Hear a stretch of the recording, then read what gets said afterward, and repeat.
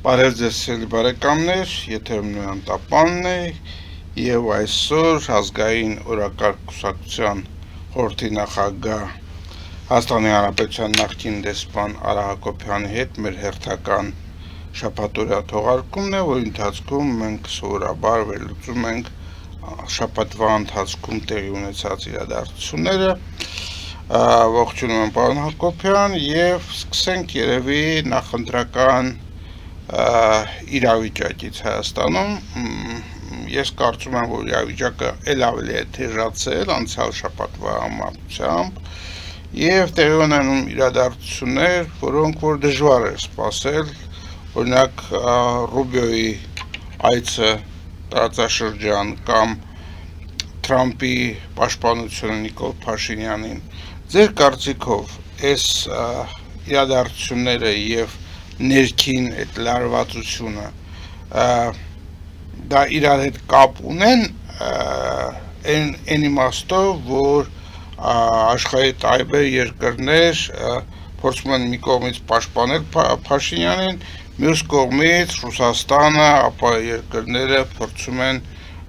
սպառնալիքներով ազդել հայ ընտրողների վրա, որպեսզի հանկարծ Փաշինյանին չընտրեն։ Տեսեք, ամերիկյան այցելությունը, Ռուբիո այցելությունը Հայաստան, պետքարտուղարի այցելությունը Հայաստան, ոչ թե տարածաշրջան, դա կարևոր էր եւ իհարկե ես դրան կանրադառնամ հիմա եւ իհարկե շատ կարևոր էր Թրամփի անմիջական աջակցությունը արտահայտված Փաշինյանին։ Մի այլ կարևոր բան էլ եղավ ամերիկյան այդ տիրույթում, դա Թրամփի կառավարության նիստը եղավ 2 օր առաջ, որտեղ Ռուբիոն իր զեկույցում Հնդկաստան եւ այլ Իրան եւ այլ կարևոր Վենեսուելա եւ այլ կարևոր իրադարձությունների շրջանակում նաեւ առանձին հատկորոշեց Հայաստանը եւ հայտնեց, որ Հայաստանը այսօր մեծ հնարավորությունների երկիր է դառնում եւ ամերիկյան համագործակցությունը Հայաստանի հետ բարձրացրել է ռազմավարական մակարդակի եւ դրական արտահայտումներ եղան Հայաստանի հետ կապված։ Հիմա նորից նույն կերպ, բայց հակառակ նշանով հանդես են գալիս ռուսական կողմը, հանդես եկավ ԵԱՏՄ բարձրագույն խորհուրդ, եթե չեմ սխալվում, այդ հանդիպումը գագաթաժողովային հանդիպումը, որ եղավ 3 օրը, թե 3, կարևոր չի։ Այնտեղ հանդես եկան ԵԱՏՄ երկրների նախագահները առանձին հայտարարությամբ եւ հիմա այդ ամեն ինչը իրար հետ մենք փորձենք դրան անդրադառնալ եւ այստեղ մի հատ կարեւոր բան եմ ուզում ասել, որ հերթական անգամ մենք տեսնում ենք, որ ներհայկական իշխանության ձևավորումը կամ վարչակարգի հերթական վարչակարգի ձևավորումը տեղի ունենում արտաքին ուժեղ ազդեցության ներքո, այսինքն Հայաստանը ինքն ինքնիշխանության իմաստով բավականաչափ թույլ իրավիճակում է, եթե չասենք այդ պետական ինքնիշխանությունը որպես այդպեսին որևէ կերպ չի դրսևորվում, որովհետև ես սա նորից ասել եմ, ելի կասեմ, կրկնում եմ ասածներս, որովհետև Հայաստանում 35 տարի շարունակ գործում է իշխանական համակարգ, որը հակապետական է, ապազգային է, որը կորպորատիվ է եւ սպասարկում է օտարի շահերը եւ Հայաստանում այդ իշխանական համակարգը 35 տարի շարունակ իշխանության փոխանցումը իրականացրել մեկից մյուսին վերջինը եղել է փոխանցում են Նիկոլ Փաշինյանի վարչակարգին։ Ասելով սա, անդրադառնանք ամերիկացիների Ռուբիոյի այցելությանը Հայաստան։ Հետաքրքիր մի հատ էլ փաստ կա, որ Ռուբիոն Հայաստան այցելել է Հնդկաստանից անմիջապես հետո եւ հայ-հնդկական հարաբերությունները եւ ամերիկյան կարևորումը Հնդկաստանի որպես Եվրոպան այնտեղ մի քանի անգամ դա արտահայտեց որպես ռազմավարական գործընկեր Հնդկաստանը ԱՄՆ եւ որպես երկիր, որի վրա ԱՄՆ-ն հենվում է ընդհանուր առմամբ եւ մասնավորապես հարավ-արևելյան Ասիայում, որտեղ եւ Չինաստանը կա, դա հետաքրքիր երանգ է մտցնում Ռուբիոյի այցելությանը, որտեղ պայմանավորվածությունները Հնդկաստանի հետ որոշակիորեն արտահայտվելու են նաեւ Հայաստանում, այդ թվում այն հարցերից մեկում, որի մասին ստորագրվեց շրջանական կանոնադրությունը, դա TRIP այդ ծրագիրն է, որը փաստացի վերջնականացվում է, որոշ մանրամասներ դեռևս անորոշ են, բայց վերջնականացվում է եւ տեխնիկական խնդիրները ըստ եթե հավատանք Արարատ Միրզոյանին, տեխնիկական խնդիրները մի մոտակա ժամանակն էս վերջնականացվելու են նույնպես եւ ունենալու ենք վերջնական փաստաթուղթ եւ այդտեղ արդեն երրորդ կողմերի մասնակցության եւ դրա իրականացման մասով մենք արդեն ավելի հասկանալի պատկեր կունենանք եւ կարողանանք ավելի ճշգրիտ դրան գնահատական տալ, արդյոք ի վերջո TRIP-ը դա Հայաստանի զարգացման համար ինչ-որ գործիք է լինելու, թե TRIP-ը լինելու է հերթական գործիքը, որով Հայաստանը կառավարվելու է արտաքին կառավարման մեջ եւ դա նաեւ վտանգ է բերելու, որովհետեւ Թուրանի ճանապարհը բացվում է Թուրքիայից դեպի Ադրբեջան եւ դեպի Միջին Ասիա եւ այլն։ Սա մի պայմանագիր էր, որը համաձայնագիր էր, ավելի շուտ կանոնադրություն են դրա անունը դրել, դա այդ կանոնադրությունն էր, մյուսը վերաբերում էր համապարփակ ռազմավարական համագործակցության փաստաթղթին, ինքը այդ փաստաթուղթը փաստորեն մենք ռազմավարական, փաստորեն Հայաստանը ռազմավարական համագործակցություն ուներ ԱՄՆ-ի հետ, հիմա որոշակի նոր աստիճանի բարձրացեցին դա դնելով համապարփակ, բայց այդ փաստաթուղթը, որը շրջանակային էր նույնպես որպես համաձայնագիր, այդտեղ շատ կարևոր մի հատ դրույթ կա, որը վերաբերվում է անվտանգությանը եւ փաստացի ռազմական համագործակցությանը։ Այնտեղ կան դրույթներ տնտեսական համագործակցության, քաղաքական համագործակցության առանձին գլուխներով են գնում, բայց ես ուզում եմ հիմա մի քիչ ծանոթանալ այդ ռազմական համագործակցության վրա, որովհետև ռազմական համագործակցության մեջ հատուկ նշված է, որ Հայաստանը իրավունք է փաստորեն ձեռք բերում ամերիկյան զենք զինամթերք գնելու։ Հիմա այդ իհարկե դրա համար հատուկ միջոցներ են պետք, ռեսուրսներ են պետք, բայց դրա համար կան նաև որոշակի, օրինակ վարկային միջոցներ, որը աշխատում է Ուկրաինայի դեպքում։ Ուկրաինան վարկային միջոցներով է դա գնում եւ վարկը տալիս է ոչ թե ամերիկան, այլ վարկը տալիս են եվրոպացիք, այսինքն ՆԱՏՕ-ն մասնավորապես։ Հիմա ուզում եմ ասեմ այդ գործիքները թե ինչպես դա պետքա ֆինանսավորվի, դա մի բան է, որ ինքը իրենով հարց է, որը լուծման ենթակա է, բայց կարևորագույն փաստը նա է, որ Հայաստանը ձեռք է բերում իրավունք։ Եվ ձեռք է բերում իրավունք փաստացի այսօր աշխարհի լավագույն զենք ու զինամթերքը ունենալու, գնելու, հա, եւ նաեւ դրա համար անհրաժեշտ ուսումնական գործընթացներ անցնելու, այսինքն հայկական բանակի, հայկական անվտանգության մակարդակի բարձրացման համար հիմքեր է դրված այդ շրջանակային համաձայնագրում, որը իմ կարծիքով խիստ կարևոր է, նաև անդրադառնում տնտեսական համագործակցությանը, էներգետիկ անկախության համագործակցությանը եւ ինչպես նույն Ռուբիոն ասեց, Հայաստանը ավելի անկախ դարձնելու նպատակին, որը փաստացի արտահայտում են այսօր ամերիկացիք։ Հիմա հետագա ընթացքը ինչպեսին կլինի, զարգացումները ինչպեսին կլինի, մենք կտեսնենք, դա նաև կապ ունի այս մոտակա ընտրություն կոչված միջոցառման հետ, բայց այնուամենայնիվ դա խիստ կարևոր է։ Եվ վերջին շրջանակային արդեն հռչակագիրը, դա վերաբերվում է հազվագյուտ մետաղներին եւ կարևորագույն, ինչպես գրված է, հանքանյութերին։ Դա էլի որոշակիորեն նոր բան է, որովհետեւ այդ տեսակետից ամերիկացիք հանձն են առնում Հայաստանում անել համապատասխան հետազոտություններ, նոր հետազոտություններ, հանքարդյունաբերությանը վերաբերվող եւ հանձն են առնում մասնակցել նաեւ դրա արդյունահանմանը եւ վերամշակմանը։ Դա նույնպես խիստ կարեւոր է, մասնավորապես այսօրվա տեխնոլոգիական դարում եւ Հայաստանը ունի այդպիսի ռեսուրսներ։ Ինչ ծավալի ունի, ես հիմա դժվարն եմ ասել, բայց որ ունի, դա միարժեք է եւ այստեղ նույնպես դեր է խաղում TRIP-ը, որովհետև այդ նույն հանքարդյունաբերության եւ մետաղների հանքերի եւ մետաղների տիրույթում արտահայտվում է այն միտքը, որ Միջին Ասիայից դեպի Եվրոպա եւ ԱՄՆ վերջնակետ որպես լինելու է այդ TRIP-ի միջոցով, այսինքն TRIP-ին կարևորություն են տալիս նաեւ այդ խնդրում։ Ամբողջական ԱՄՆ-ն արտահայտում է ԱՄՆ-ի այսօրվա վարչակարգը եւ դա Թրամփը չի, ես ձեզ ասեմ։ Չնայած Թրամփից առանձին հայտարարություն եղավ Նիկոլ Փաշինյանին աջակցել, բայց դա Թրամփը չի։ Դա ամերիկյան վերնախավն է, establishment-ը, այսպես ասած, հայտարարում է, որ մենք մտել ենք ոչ միայն տարածաշրջան, մենք մտել ենք Հայաստան։ Մենք մտել ենք Հայաստան, Հայաստանում ունենք շահեր եւ այդ շահերի համար մենք նախատեսում ենք ծրագրեր եւ համապատասխան գործունեություն ենք ծավալում եւ ծավալելու ենք։ Այսինքն դա նշանակում է, որ այն Գրմռոց եւ ատամների կարճտոցը որ կա Ռուսաստանից, դա հիմնավորված է, դա Փաշինյանի հետ չի կապված։ Փաշինյանը տվյալ դեպքում օպերատոր է, բայց նորից դրան կանադառնանք։ Այդ նույն համատեքստում ես ուզում եմ ասել, որ ամերիկյան այդ դրսևորումը ինքը ցույց է տալիս, որ աշխարհաքաղաքական տեսակետից տարածաշրջանում լրջագույն փոփոխություններ են կատարվել։ Ռուսաստանի թուլացումը արձանագրվում է եւ ամրագրվում է, սա նույնպես կարեւոր է։ Ռուսաստանը վերջին ջանքերն է փորձում թափել, որպեսզի դա թույլ չտա, բայց հաշվի առնելով այն զարգացումները եւ այն տրամաբանությունը, որ նոր աշխարհակարգի ձևավորման մեջ այսօր առկա են, ես կարծում եմ դա այնքան չի ստացվի։ Հիմա դրա հետ կապված ես ուզում եմ մի հարց տալ ձեզ, կապված նաև նրա հետ, ինչպես դուք սկսեցիք ներկայացնել, որ ընտրությունների վրա ազդեցություն կա տարբեր կողմերից, եւ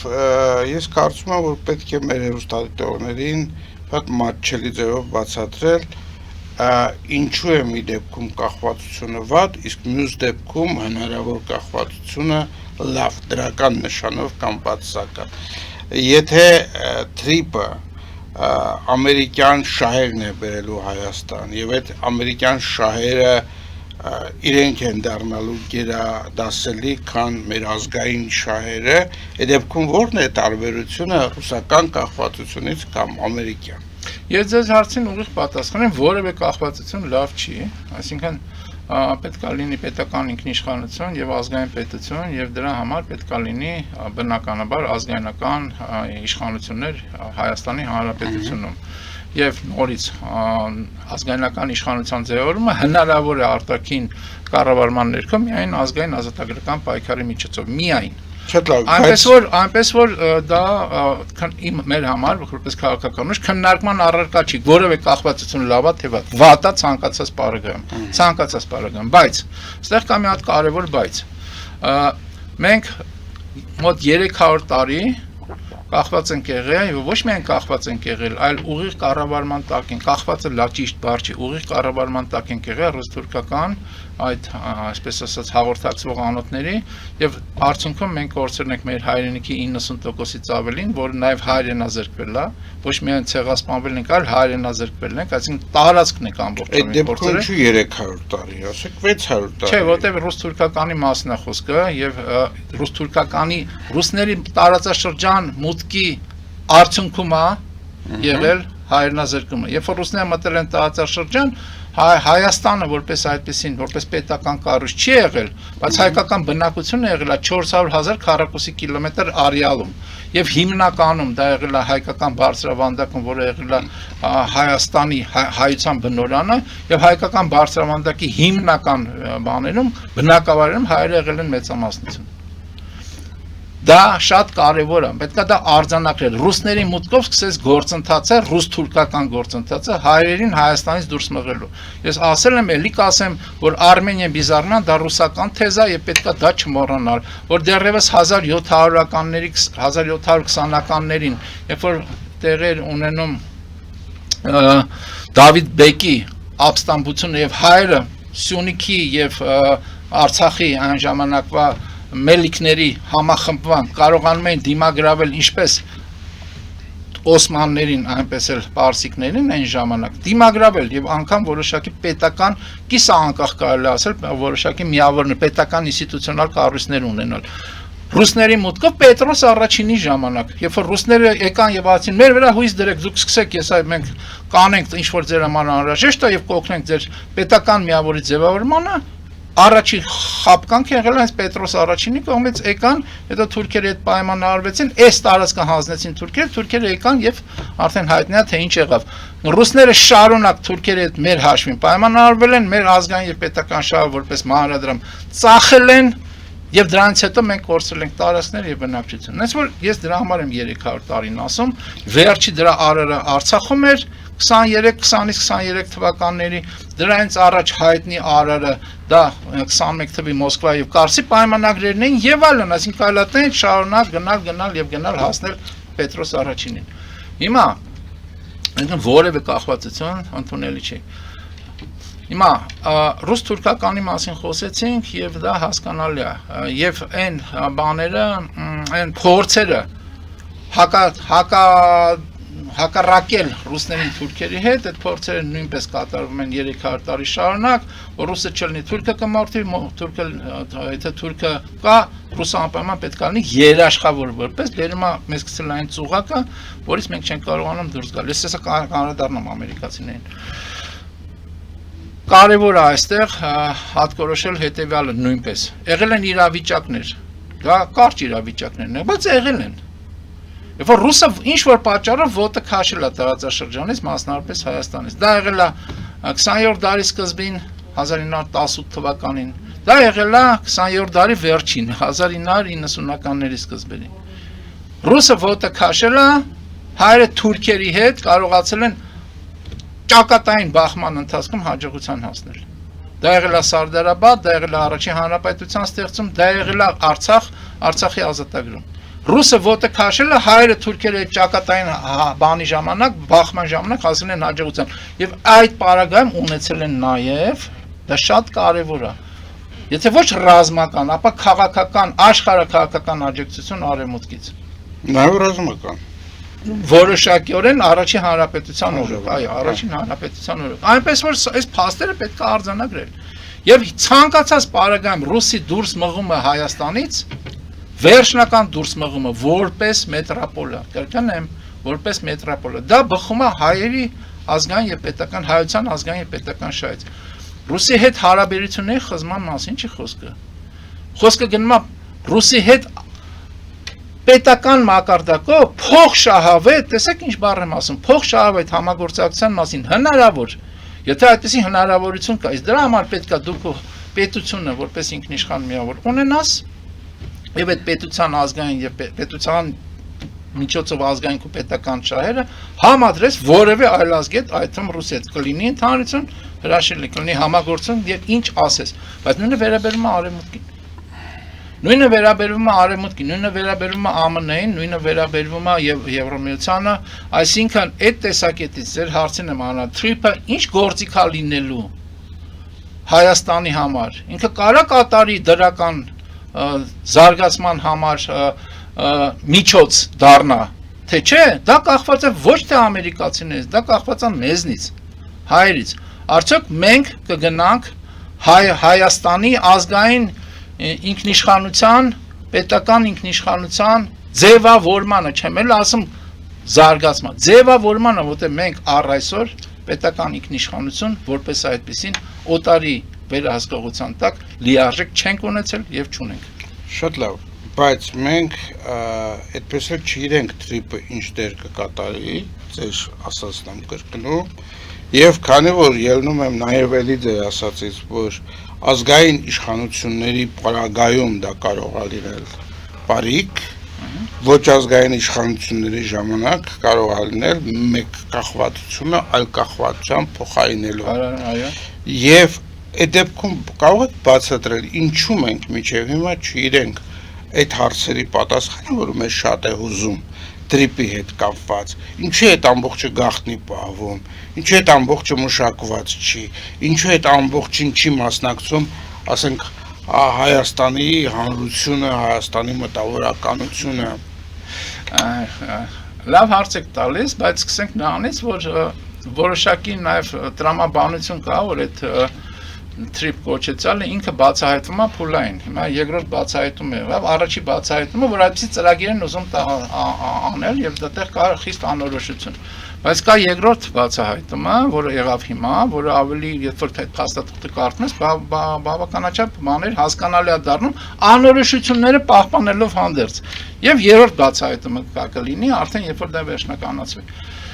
Հիմա տեսեք, դա պետական խնդիր է։ Հայաստանի հանրությունը պետքա ուզի այդ հարցեր, ոչ միայն բացահայտումը, այլ պետքա ուզի այդ հարցերի բացահայտումը եւ պետքա ուզի դրան մասնակցի։ Հայ ազգը պետքա ուզի իր երկրին ի վերջո տեր կանգնի եւ ոչ թե մտածի թե ում տակ լինի, ռուսի, թուրքի, ամերիկացու, չինացու, թե ում։ Պետքա ուզի իր երկիրը ինքը կառավարի, իսկ դրա համար պետքա օտարից ազատվի։ Իսկ օտարից ազատվելու ձևը դա ազգային ազատագրական պայքարն է։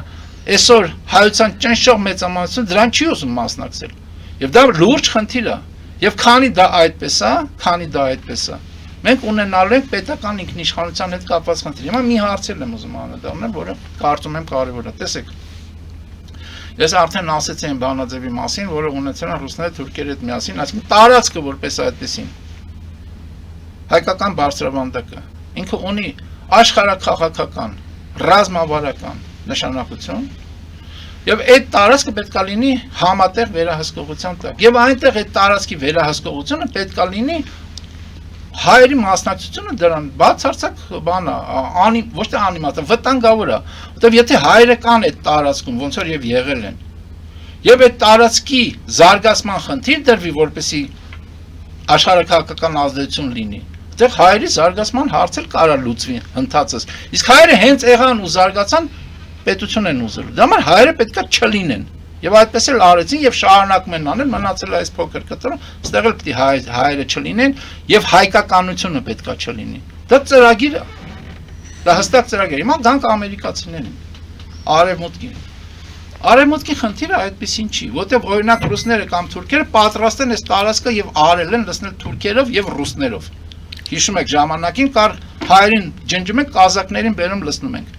Այսինքն պատրաստ են դրան եւ այսօր էլ են անում։ Բայց արևմտյան ծրագիրը այդպեսին չի, այդ տեսակետից ճիշտ է, նա նորից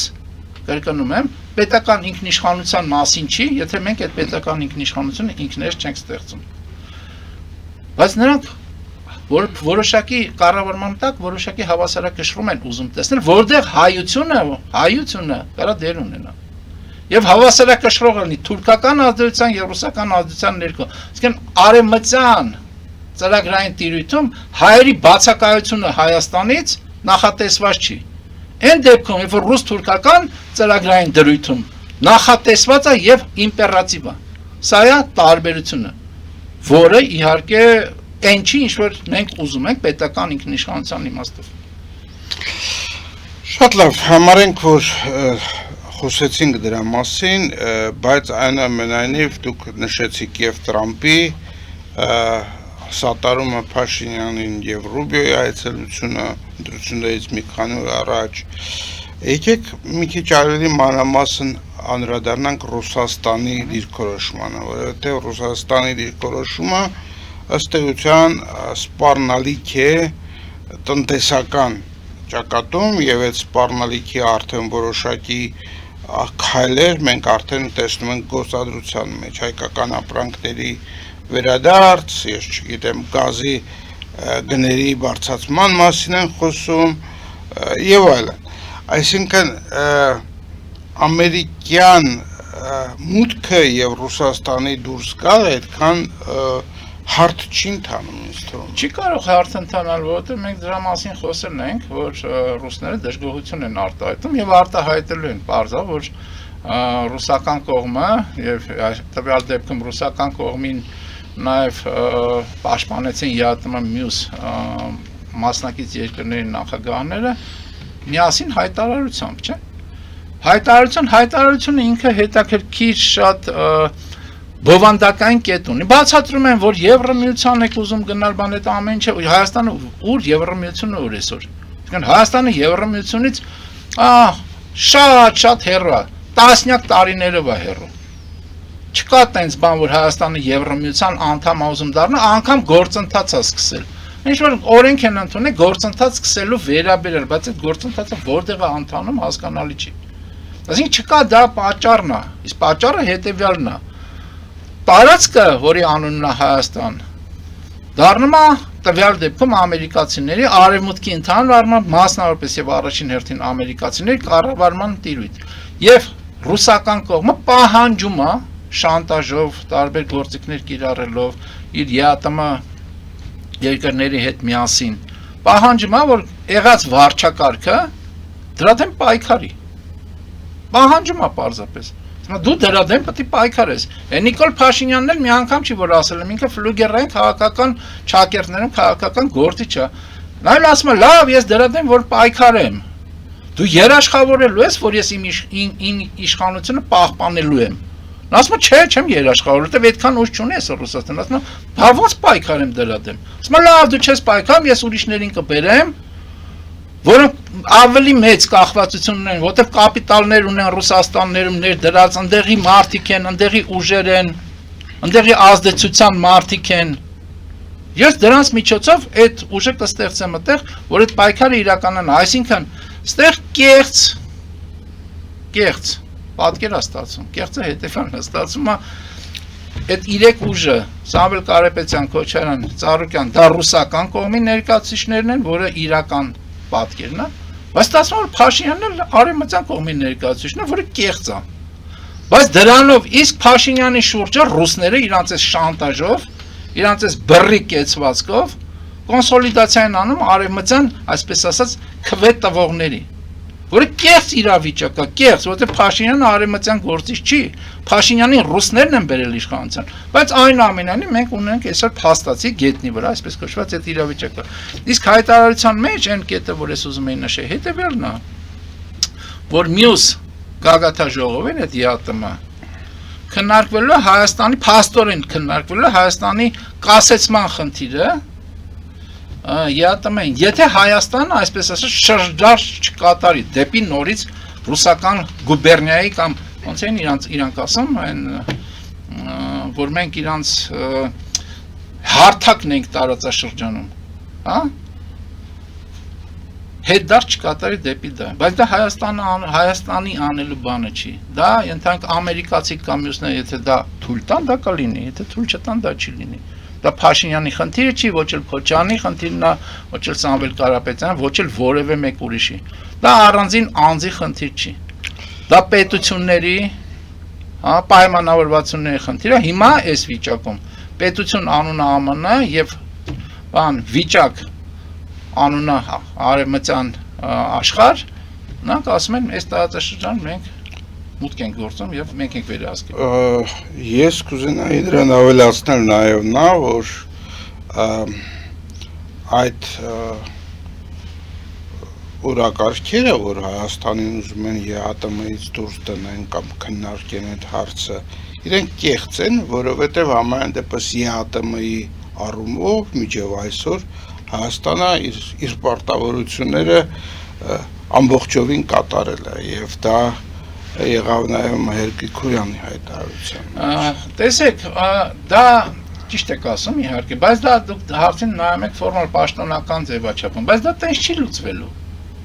Որոշելու են, եթե որոշելու են, անելու են։ Դենոնսացիա են անելու պայմանագիրը, ոնց որ եւ ասվում է։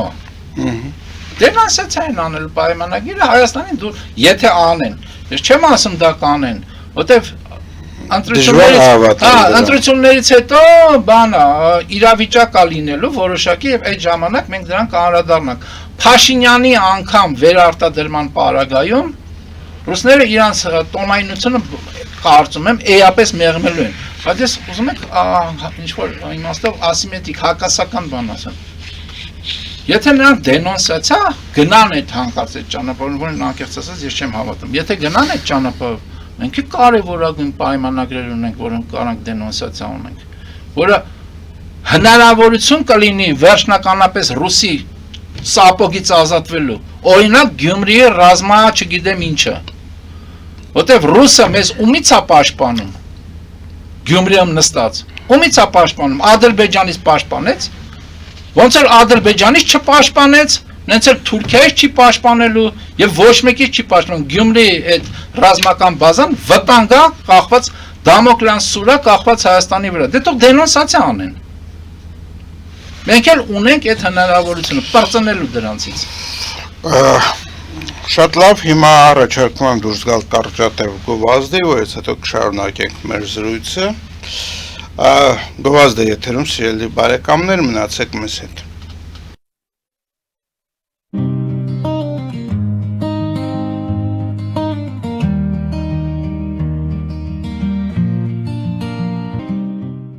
Ֆելիչե ժամանակակից ատամնաբուժական կլինիկա։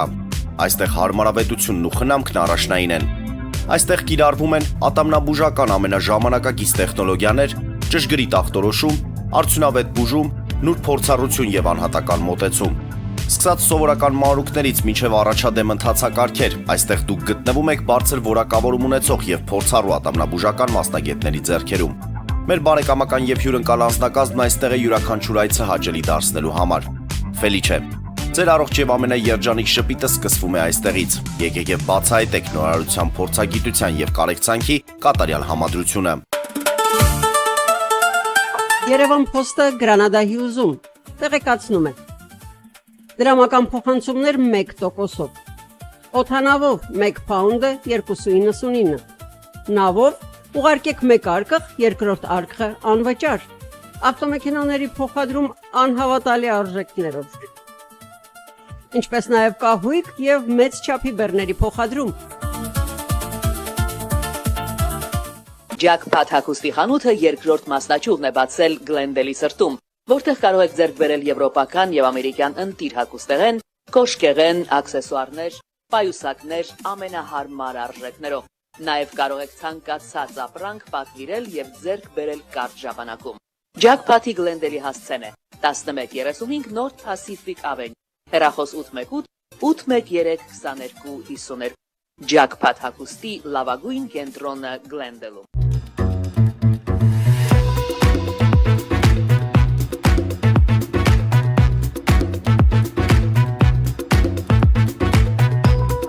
Արարատ ռեստորան, ընտանեկան եւ ընկերական ժամանցի լավագույն հասցե, սիրված արտիստներ, հյուրընկալ մթնոլորտ, հարուստ ճաշացան, անմահական խորտիկներ։ Արարատ ռեստորան, հասցեն անփոփոխ, սիրով սպասում ենք ձեզ։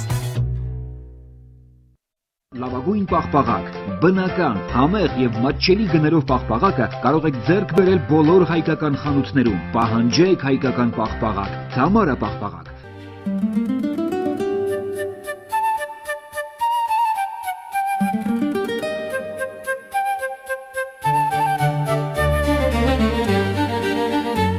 Նոյան տապան տպարան, Նոյան տապան հրատարակչություն,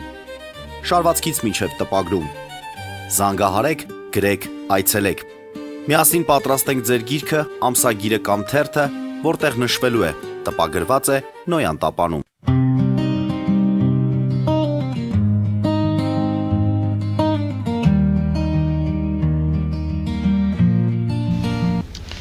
Մենք շարունակում ենք մեր հաղորդումը Արա Հակոբյանի հետ եւ միջազգային ծրագրին անցնելը խոսքը տամ Արա Հակոբյանին, որովհետեւ դա ուզում է լրացում անել։ Այո, որովհետեւ ես անկեղծ ասած բառը, ինչպեսին մեզ դիտարկում են ռուսները եւ դիտարկում են, ես ասացի հարթակ դա այդպես չի, մենք քննարկեցինք եւ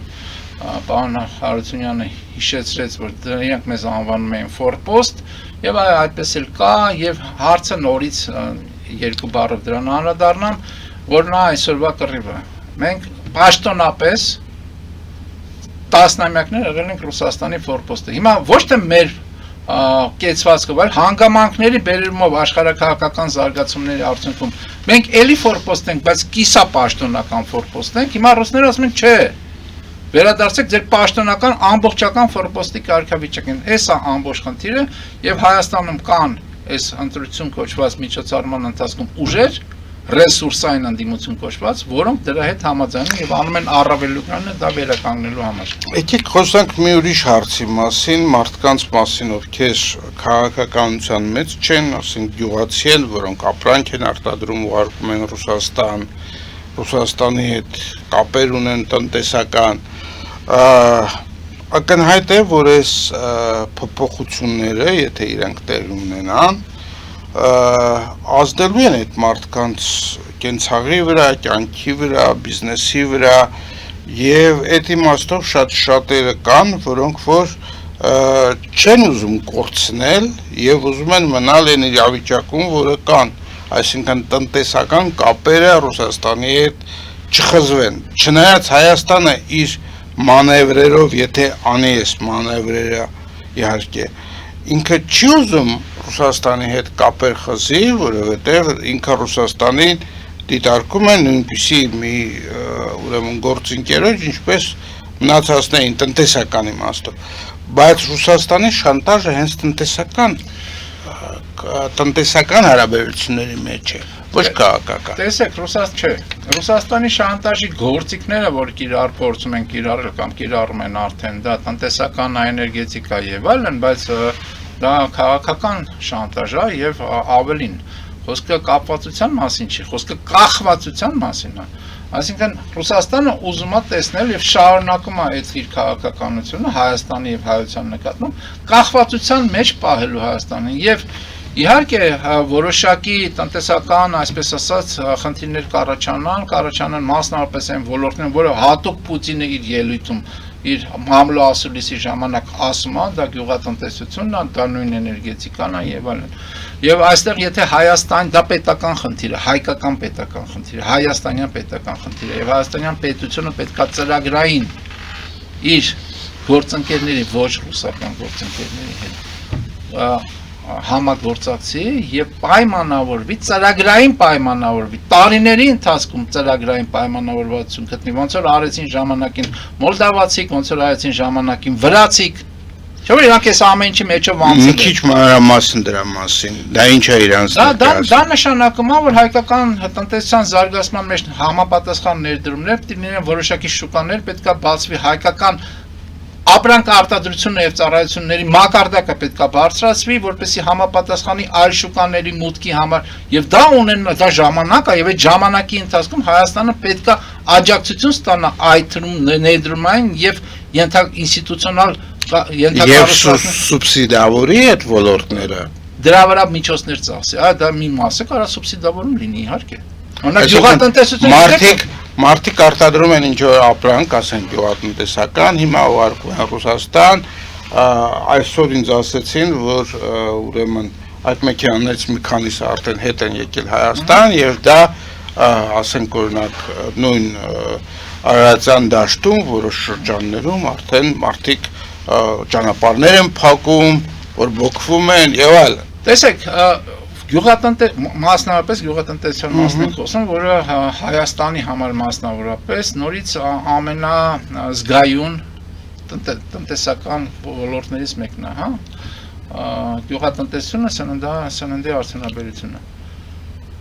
Աշխարհում քիչ երկիր կա, շատ քիչ։ Կարող եմ ասել համարյա չկա, որտեղ գյուղատնտեսությունը չի սուբսիդավորվում պետության կողմից։ Շատ քիչ երկրներ կան այդպեսին։ Եվ այդ միջոցները բայց պետությունը պետք է ունենա եւ դա այն քննարկման դաշտն է, որը Հայաստանը կարող է ունենա իր նոր գործընկերների հետ, եթե պատրաստական է գնալ արմատական քայլերի նույն գյուղատնտեսության մեջ արտադրության որակի բարձրացման հարցում եւ նոր ստանդարտների ներմուծման հարցում եւ նոր շուկաների ձեռքբերման հարցում, այդտեղ էլ շատ կարեւոր է։ Շուկաների ձեռքբերումը ենթանք առանձին գյուղացին, ինչպես դուք եք ասում, կամ միջին կամ նույնիսկ խոշոր ձեռնարկատերը միշտ չի որ կարող է, դա լա պետական խնդիր։ Շուկաների բացման շուրջ բաները, բանակցությունները եւ այդ շուկաների մարքեթինգային, այսպես ասած, հետազոտությունների կատարումը մեր ապրանքն է, դա էլ է պետական խնդիր։ Այսինքն խոսքը գնում է ազգային պետության մասին եւ տենց չի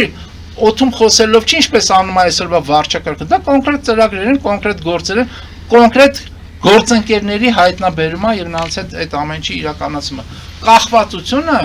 Այսօր Ռուսաստանը կախվածություն ունենք այսինչ բանից, դա է օգտագործում վաղը ուրիշ բանից, նայեք եւ միշտ տենց էլ եղել է։ Ֆորպոստի այդ կարգավիճակից պետքա դուրս գալ։ Կախվածությունից պետքա դուրս գալ։ Պետքա լինի կապվածություն, այո, գործընկերային։ Ոչ թե տեր եւ ծառա։ Ոչ թե տեր եւ ծառա։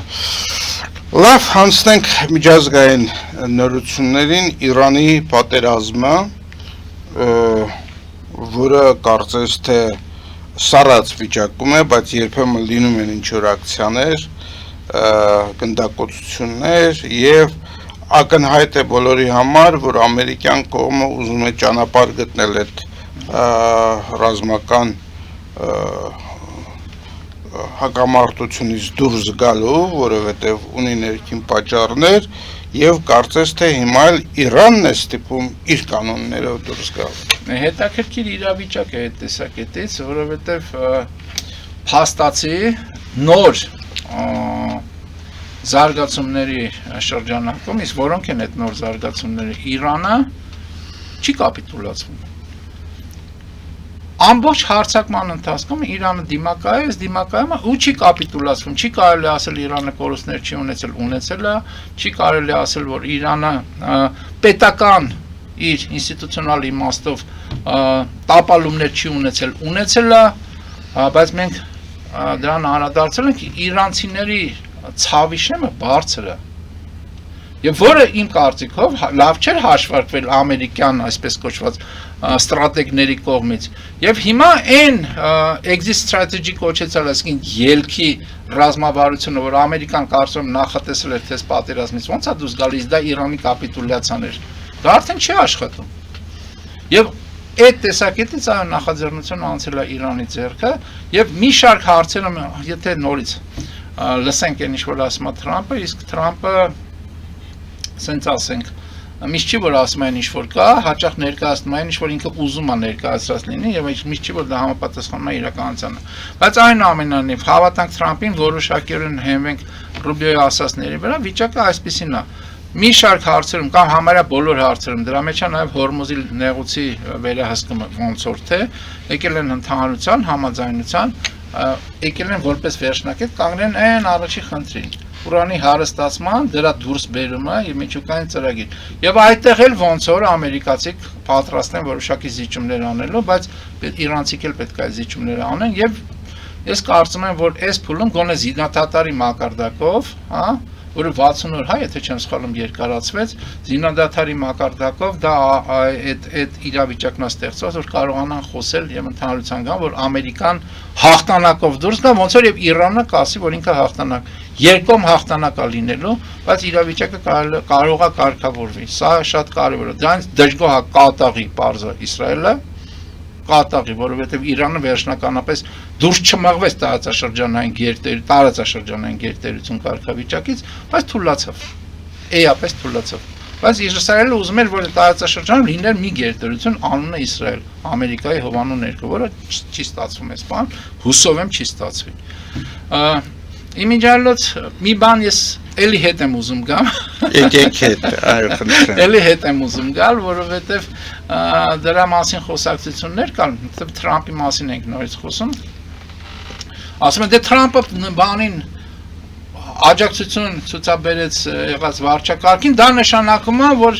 վարչակարգի վիճակը վատն է եւ